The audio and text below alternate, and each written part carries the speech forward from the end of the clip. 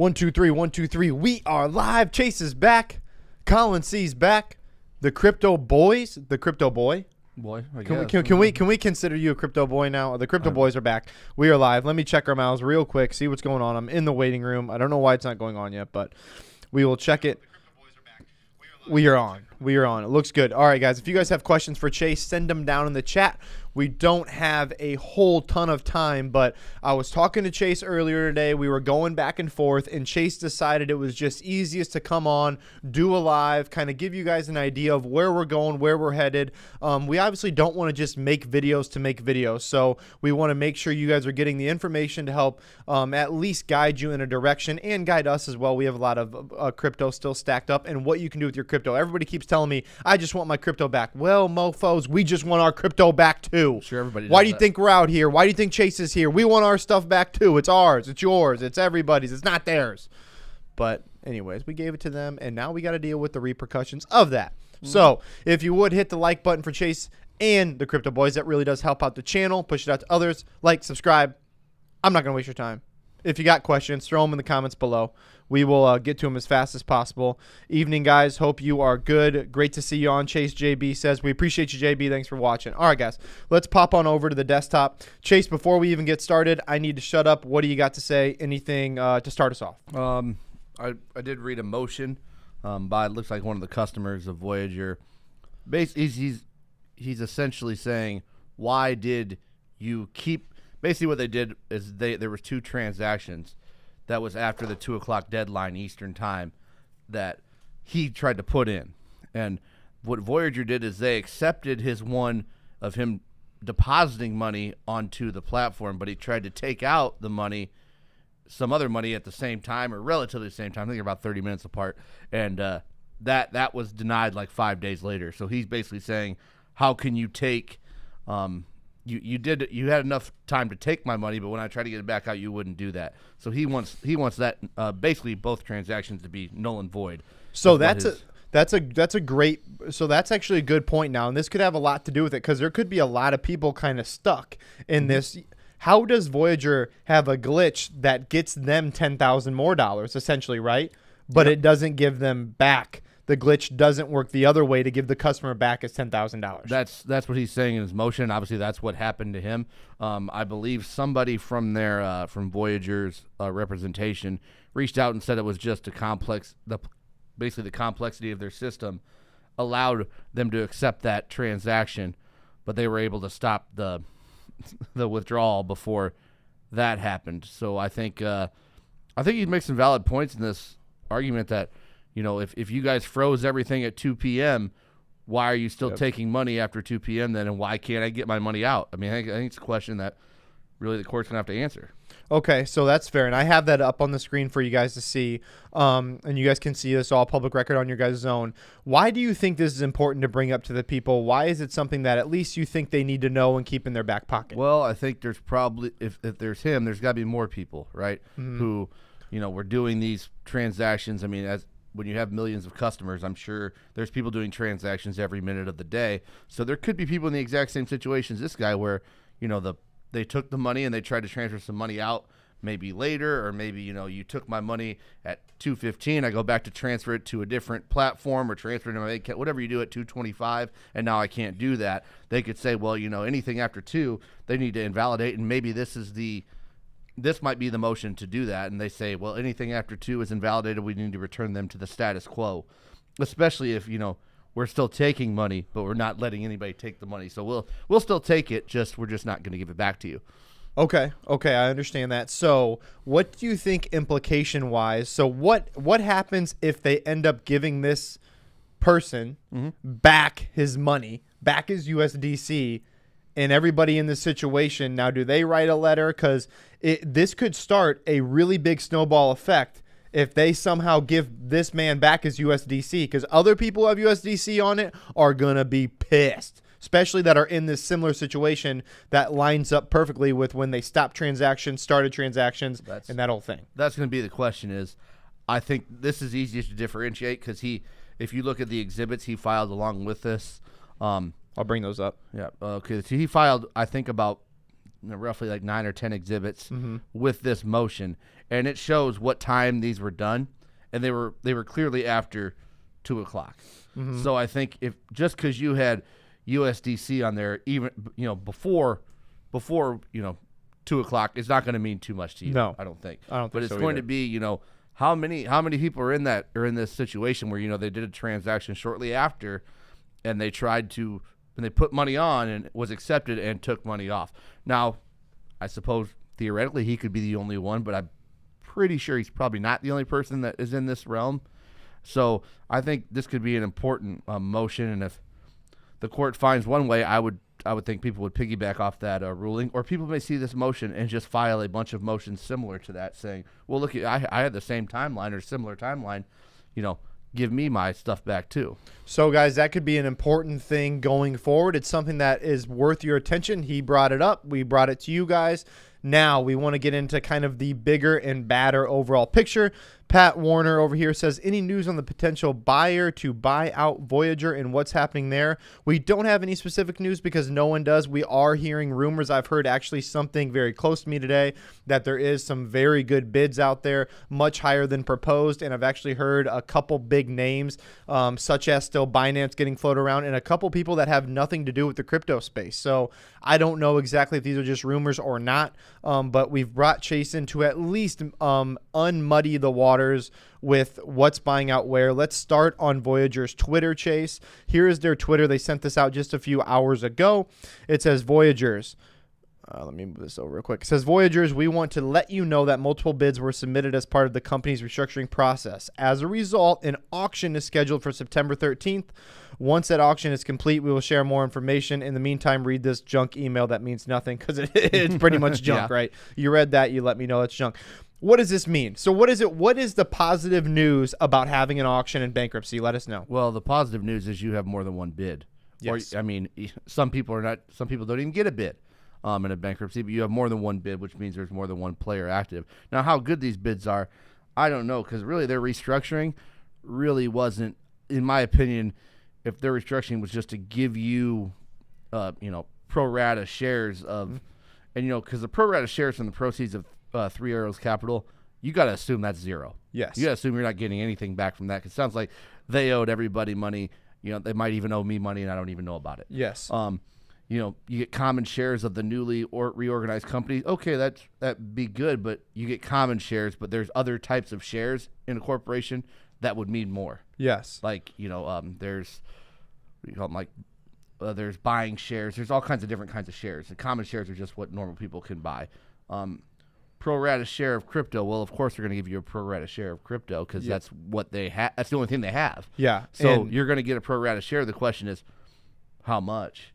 And pro rata. I don't think we've ever defined what pro rata is. People probably know, but it's just a proportion of what you have on the platform as opposed to everyone else. So pro rata means if you have 10,000 and I have 1 million, I'm going to get more shares than you. Yes. But your shares might be worth 300, mine might be worth 30,000. Either way, we're taking a bath.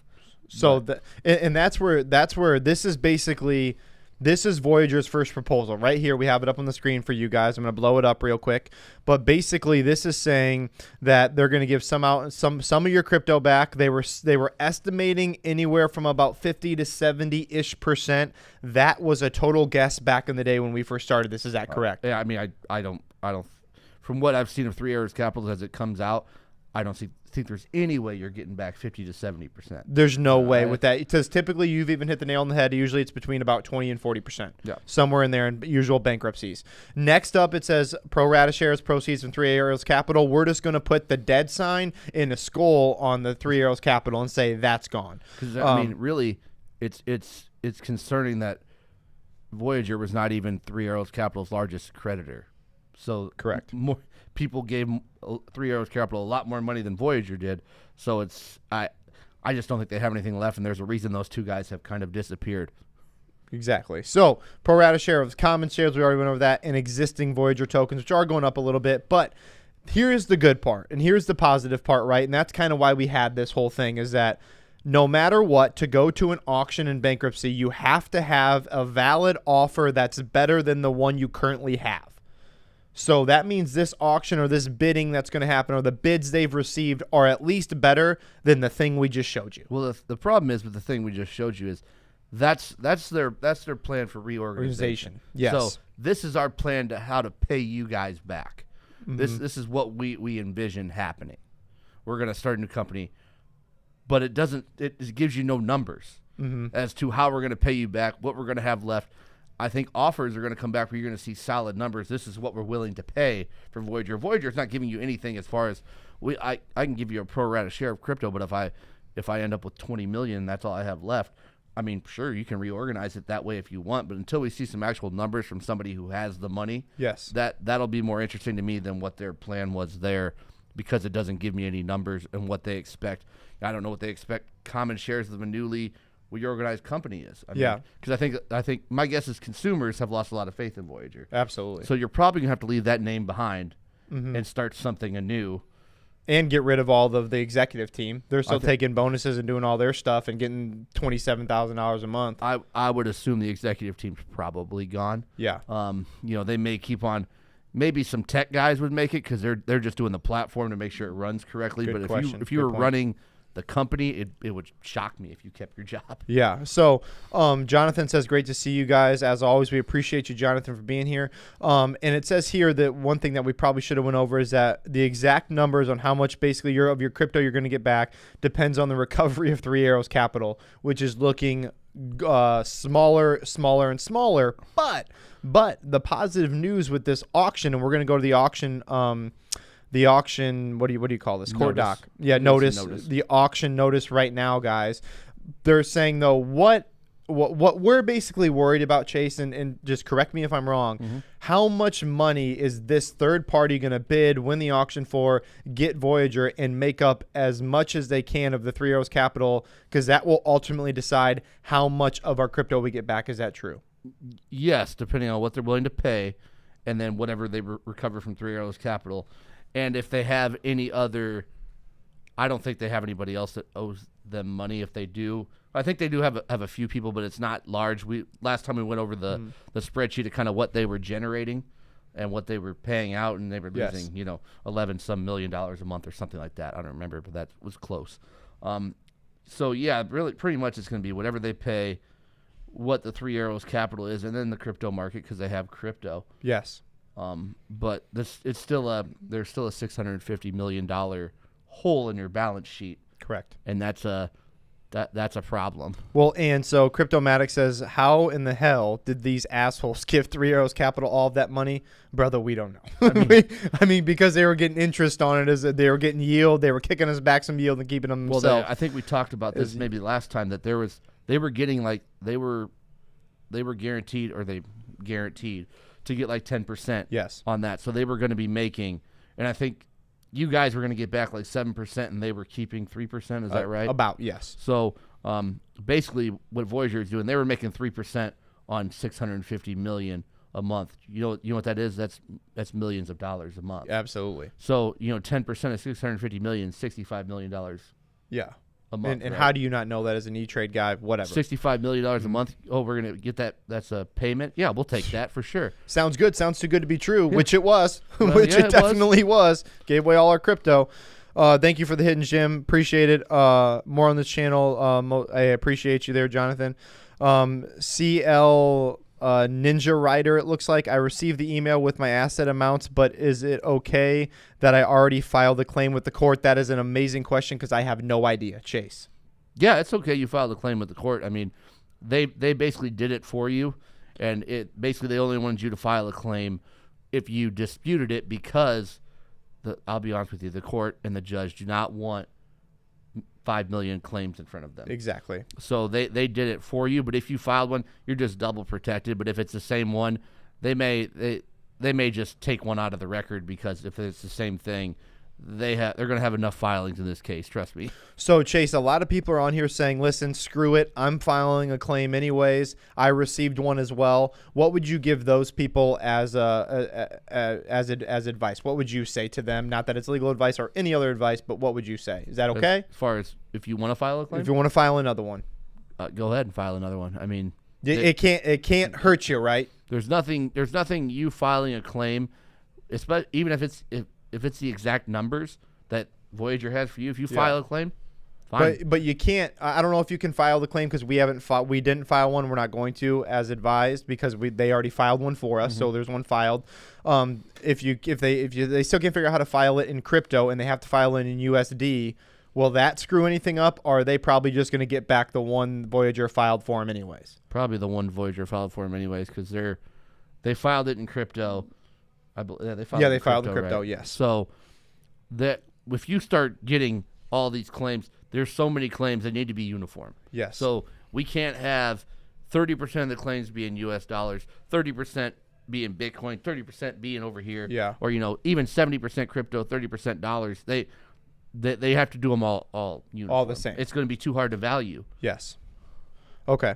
John says, Chase, have you heard of the class action lawsuit against Steve and Cuban? Against Steve Ehrlich and Mark Cuban. There was a class action lawsuit coming up. I actually haven't even looked this up. Have you heard anything about it? I haven't heard anything about it, but Jonathan's certainly willing to take a look at it if you I can Google it probably, but if you know where the court docs are, I'm happy to take a look at it. There you go. Jonathan, let us know where we can find those docs, or we'll go look at it ourselves. We'll bring him back on, and we'll go over that as well. I did read something on it. We talked about it in our last one, but it wasn't official yet. So, I just don't know enough on it. I don't know where it was filed. So for us to even go out looking, we got to figure out what court it was filed in. Was it federal court? Was it state court? If it was state court, what state or what federal district? Because, like Iowa, we have the North and South District for federal. Okay. So does New York. So we got to find out what jurisdiction is filed in. I would assume Texas because it's about the Mavericks, but I have no idea. If it's about the Mavericks, I assume Texas, but that's a Civ Pro question. You're into minimum. It might be a federal lawsuit. We'd have to look at it. Fair question or answer on that, Jonathan. We don't know yet, but if you can find us the article and we can do some research on it, we'll figure it out for you, buddy. All right. So back to the auction thing here and getting actually paid back. Chase, what is the most bullish thing you can say about this auction and possibly us getting our money or our crypto or most of our crypto back? What do you got? The most bullish projection? Yes, most bullish projection. What are you realistically thinking that's the best case scenario for everybody to get their crypto back? Because obviously we got people who want Voyager. Clearly, that's clear. They're saying that. Well, I think one of the good things is that you have bids. Sounds like multiple bids. Yes. So in a bankruptcy, you're guaranteed to get a grand total of 0 bids. And sometimes if you get one, it's so bad that you can't even take it. But it's good to see that there are multiple people are interested. I think if someone were to buy the company, it's still going to be. It would surprise me if everybody got their refund by the end of the year if they're going to get one. Okay. Because once you buy the company, I mean, we're going to talk about buying this company. I mean, I bet the contract to purchase and then like the actual purchase agreement wouldn't shock me if it's 500 pages long. It's going to take a while to draft all that. Obviously, there's a lot of techie stuff that I don't really know about. So, how do we? Are they selling them the technology? Or are they just selling them the assets? And Voyager's keeping the technology. That's all kind of stuff that's going to go because beyond they're all talking about that now. Yeah. But I just don't know what that's going to look like. So I would be surprised if people got paid back by the end of the year. Well, and I think too is who I think some of it's going to matter on who buys them, what they need it for. Like Binance, they don't need any of the IP. They have their own. They have everything on their own. They don't need a thing Voyager has. They just want their customers. Well, that would mean that Binance is probably going to offer less money. Yeah, well, that's kind of my thinking, but they're such a big dog.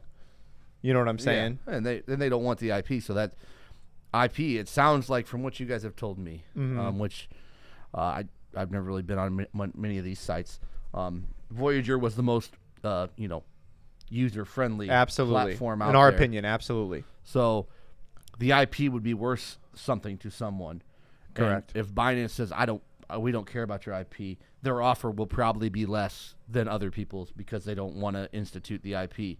But if Voyager, if someone said, well, we'll pay you more, we want your IP, that might be something that they would, and that might be where you see the Voyager tech people, they might stay in place because they know how to run the IP. You don't have to go find new people to do it. Fair. Okay, let me get to a couple comments. Sorry, I've just been getting behind here. I hope I don't have to create an account with Binance to get my money back. They have a very invasive method for verification. This is true, Mark. I had to go through all that as well. Jason says, question for Chase. What's next now for USDC? And it's going to be impossible to answer this question, Chase, because we just simply don't know because it's considered a crypto. Yeah, I mean, it's hard to answer what's next for specific things. There's so many moving parts right now. One, we have bids out there we don't know. Yes. One, we have 3 Arrows Capital, who we're assuming is zero, but I don't know what they're going to get from that. Mm-hmm. 2, you got and then 3, you got the crypto markets that are just, I mean, they're tanking. Well, they're tanking, but they're different every day. Every day. So it's hard to say what's next. I think what's next is probably the bid. Probably you're going to find the round of bids in the auction will be like the next thing someone's going to see. So that's September 13th, and we'll make sure to have you on and keep you flowing. September 13th is right here. It says, blow that up for you guys. Auction will take place September 13th at 10 a.m. prevailing Eastern time at the offices of investment banker debtors, blah, blah, blah. Please take further notice. The hearing approving the results auction is currently set for September 29th. So that means they'll all go back, think for 10 days or whatever, and then they'll come back and say, okay, we accepted a bid, and then further on they'll let us know. Is that what that means? If you read that, if you read the rest of that, that's telling you that it could be continued, though, if they need more time. Oh, it could. Okay. See, I mean, it says right here, and may be continued or adjourned thereafter I see. Time without further notice. So they could just do a motion saying, we need more time with these bids. So September 29th, while it's a set in stone date, there isn't out there to move it if they want to. Is there anything in law that's ever just set in stone? Or is it just like all just up for grabs? Like, yeah, this could be set in stone or maybe not. A Supreme Court ruling until it's not. Yeah, I guess that's about it. Okay, so that helps out a lot. And also, Chase, so what are you thinking? And if you guys have questions, go ahead and throw them down below. We will try to get whatever we can answered. And then, again, we will keep bringing him on and answering as many questions as we possibly can. He's been great at it. We don't want to keep you guys or waste any of your time at all. And I don't want to waste Chase's time either. So there goes that. It says, he says, thank you for the insight and updates. Appreciate the comfort and reliability in the space you guys have created. Chase, thank you for your expertise, care, and time. That's pretty awesome. Yeah, appreciate it. That's pretty awesome. Yeah. You've done a great job. So, anything else you want to let them know that's that you think is worth it with this auction, or how you've seen these play out before, or just any thoughts in general that we should be looking forward to? Because let's be honest, all of us just want our freaking crypto back. It's ours. We freaking want it. What I would say is, bankruptcies are sometimes a long journey. Don't be surprised if court dates get pushed or moved. And don't assume why court dates are getting moved either, because it can be any number of reasons. From an attorney can't make it because they have COVID, somebody had plane problems to get to the courthouse, up till we have a great bid and we need to hammer out some more details. It could be any number of things. So just because you see something continued doesn't necessarily mean anybody's hiding anything. It doesn't necessarily mean something bad or good is happening. It may be simply that somebody had an obligation they couldn't meet. Maybe somebody had health problems. Motions to continue are a wide range of variety. So if you see something moved, don't assume good or bad, because you really don't know unless you go in and actually read the motion to continue. Okay. So, and Ebonics says a great point here. XRP, which you probably don't even know what XRP is, I'm assuming. No, the XRP case has been well over 2 years. They've been getting investigated by the SEC. I'm not even going to get into that, and it's still ongoing. People have been saying that would be over for literally years now. Well, I mean, and it can just go on forever, especially bankruptcies of this magnitude. But it could get done on time too, right? Absolutely. I thought the first timeline they came out with was, I thought it was pretty bullish on the timeline of getting it done. I didn't think it was all that realistic, but that's what they thought. But we'll see. It seems to be moving okay. What do you think? It's moving okay right now. Yeah, it's moving through the progressions. The question will be, because really, if no one buys it, a lot of what you guys are going to come down to is what you're going to get back. Yeah, is going to be on 3 Arrows. Correct. Well, that means you won't know what you're going to get back till the 3 Arrows stuff is all figured out. And who knows how long that's going to be. So then another question now. So then what happens if someone buys it and we still don't have anything with Three Arrows Capital. Could we potentially down the road in 5 years, like the Mount Goxing, get some of our crypto back? You could. Or does that mean the buy is done then? Like, you know what I'm saying? What I think would happen is if someone buys it, you're going to get some back then, and anything recovered from Three Arrows Capital will go back to you too, but it's not going to be at the same time. I feel like there could be 2 or 3 different distributions back to you guys, because Three Arrows Capital, I think, owes everybody in the world money. I don't think they're going to have anything to give out. Okay. I mean, because it's just I don't know what they're going to have. It's hard for me to say what they have, but if you owe $3 billion, you know what are you going to have to give out? But yeah, there's a possibility you get something back. Maybe you guys 5 years, 10 years from now, you see like, oh, a little something extra in your account. Oh, where'd that come from? It's probably because Three Arrows Capital reached a settlement. Okay. On the bankruptcy, but I would expect Voyager, their case will probably be over before Three Arrows Capital. If you made me say, hey, bet on which one's going to be done first, I bet Voyager's done before Three Arrows Capital. Absolutely. Okay. And is that pretty much all you've got as far as where we're going with this? Jeremiah says also, thanks for the content. You've been great, and we really appreciate it. And we know the big stuff is still to come, but why don't you sum up why we had this video, the positive news that did come out of it with the whole auction and bidding procedures, and anything else you need to say, then we'll get off of here. Well, I think one reason we had the video is because of, well, that motion that was filed where I actually wondered that, I think on the very first video, is how many people had some transactions that are just kind of lingering there or processing. Yes. So it didn't shock me to see that motion. I'll be interested to see how many people follow on that motion. Say, well, same thing happened to me. Don't be surprised if you see more similar motions from other people, because that certainly could happen. And then just the auction, just to know there are bids out there. You know, I don't want to be too optimistic or too down on them because I don't know what they are. You know, if the bids if they're solid, great. You guys may be sitting better than what you think right now. If the bids aren't any good, then, you know, they'll try something else. Okay, I got one more question from Michael, and it is a great question, and I'm going to put you on the spot, and if you want to deny the question, you can. Okay. It says, Chase, thank you so much for everything you're doing for us, but I want to just know, be honest, how much of my crypto percentage-wise do you really think I'm going to personally get back and everybody else? What do you honestly think? What's going to happen? And when all things said are done, who cares about the bids? Who cares about the auctions? How much of my crypto am I getting back? I would say ballpark. And if anybody holds me to this on the internet, I will not listen to you and tell you I'm making that statement now. Don't hold me to this. If you got back 30% of your account, I would say that's a pretty good day for you. There you go. If you get back, he's guessing if you get back about 30%, it's a good day. Obviously, he has no idea with the auctions, has no idea with the bids, but he does bankruptcies frequently. He's been involved in bankruptcies all the time, and that's the kind of percentages he sees. All right, guys. So anything else? You got that? That's it. Well, that's all we have, guys. If you guys could like the video for us, it really does help us out, push this channel and content out to more people who are stuck in this absolute mess of a train wreck that Voyager put us all in. So it does help everybody. Also, subscribe to the channel for the Crypto Boys. We're going to be bringing Chase back several other times. He's actually been looking at the court docs and just letting me know when it's best for him to come on. That way he has something of substance to use, and we're not just getting on here and blabbing about Voyager for no reason.